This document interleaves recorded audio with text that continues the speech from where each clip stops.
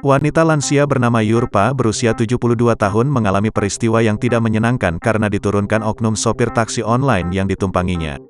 Kejadian itu terjadi sekitar pukul 19.00 waktu Indonesia bagian Barat, Minggu, tanggal 10 Juli tahun 2022 kemarin. Cucu Yurpa yakni Lia, 21, menceritakan kronologi kejadian ia dan neneknya yang baru mengalami kecelakaan diturunkan di jalan.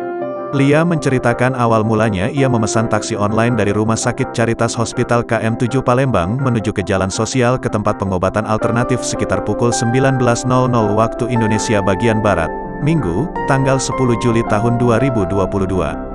Namun baru beberapa meter berjalan, driver online tiba-tiba membatalkan orderan yang telah dipesan dan menyuruh Lia beserta neneknya untuk turun dari mobil tanpa alasan.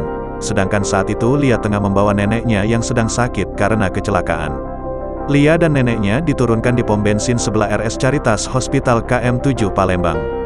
Perlu diketahui, nenek Lia mengalami kecelakaan karena mengalami lepas engsel siku di tangan sebelah kiri. Diakui Lia identitas oknum taksi sopir online mengacu pada aplikasi berinisial CD dan mobil Avanza warna hitam. Lia menceritakan saat ia dan neneknya diturunkan, oknum sopir online itu kemudian berkata berapapun Lia akan membayarnya, driver online itu tidak akan mengantar. Driver online itu juga mengatakan bahwa ia hanya iseng menjadi driver online.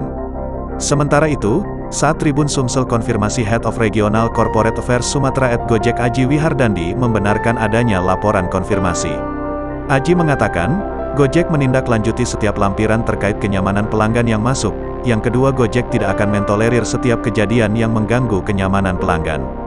Saat ini pihaknya akan terus menindaklanjuti hal ini dan jika mitra terbukti bersalah akan diberikan sanksi sesuai dengan tata tertib dan aturan hukum yang berlaku.